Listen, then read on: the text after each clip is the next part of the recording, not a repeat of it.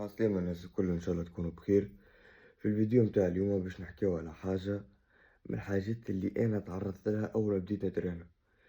الحاجة هذي باش أنت أول مرة داخل تترينا باش يجي الكوتش باش يعطيك مثلا اخدم هكا اعمل هكا، مش بروجرام جست للنهار هذاك.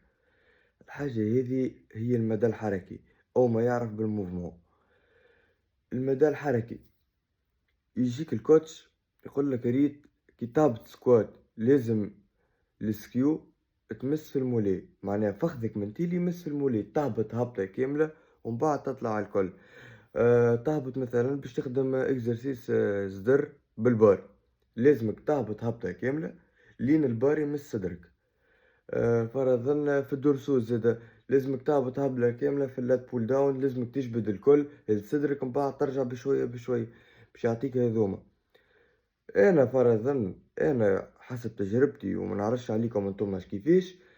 أه كنت نسمع الكلام باهي، نخدم هكا وهكا وهكا ومريقل. من بعد ثم سؤال كان ديما يجي على بالي اكلي عندي شك في حاجة. السؤال هذا شنو؟ تو انا كان نخدم شطر موفمون، معناها باش نخدم بالشطر هكا، مانيش باش نهبط هبطة كاملة باش نخدم شطر هكا. مثلا في سكوات نهبط كان كي تبدا ساقي تعمل 90، فهمت؟ 90 درجة، ما نزيدش نهبط للآخر الكل.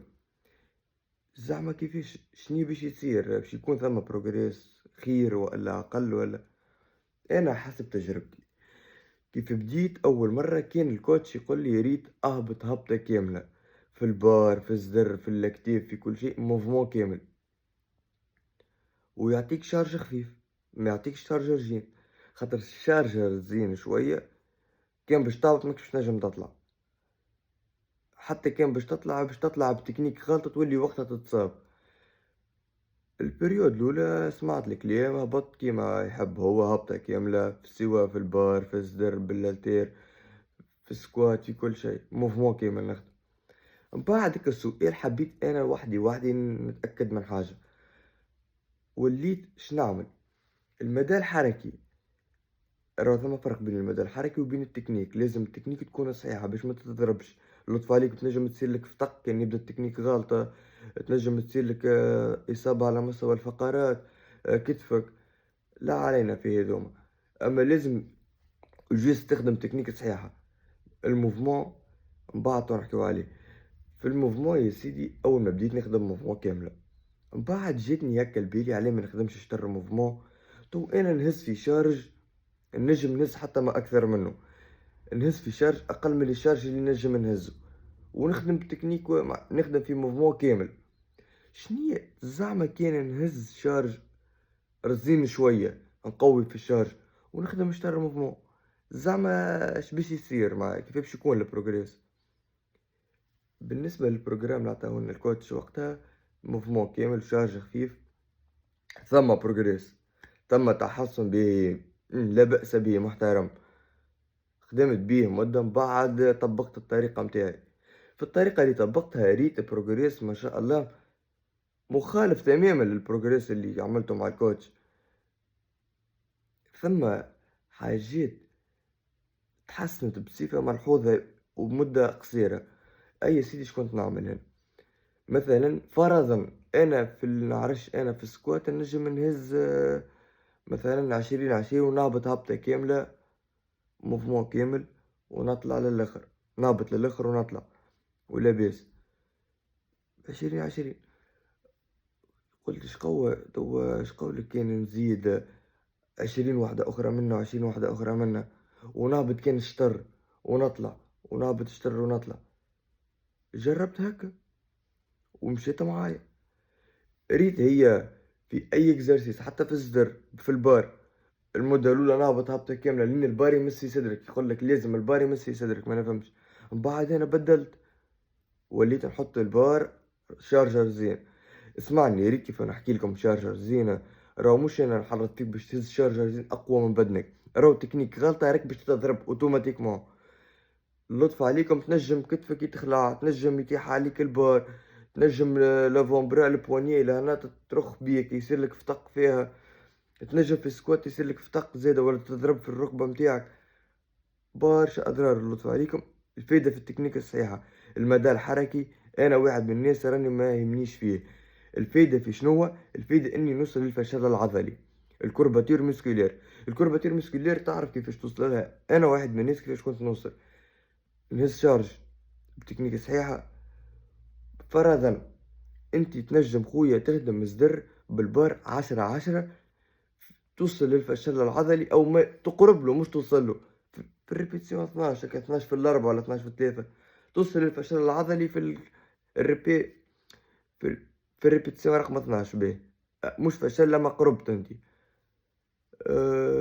بينما كي تهز شارج أرزن من الكعبة الثامنة تبدأ تبين ريت، من الريبيتيسيون الثامنة تبدأ تتعب. وانا شنيا اوبجيكتيفي اني نوصل للفشل العضلي، ما يهمنيش اسكو الموفمون كاملة ولا مش كاملة، ما يهمنيش، اما التكنيك الصحيحة لازمها باش ما نتضربش. شنيا اخر الشارج يقصر الوقت. مثلا انت تخدم بالبار 1 2 3 لين توصل ل12 وتبقى تحس روحك مازال عندك انرجي. كي تزيد في الشارج، باش تزيد في الشارج باش تهبط مثلا الموفمون، باش تر موفمون وتك تك تك تك من الكعبة الثامنة باش تبين اوتوماتيكمون، من الكعبة الثامنة باش تتعب. ما ثماش فرق، انا نراه اللي ما ثماش فرق بين مدى حركي كامل ومدى حركي تخدم شطر موفمون في اكزرسيسات معينين ولا حاجات.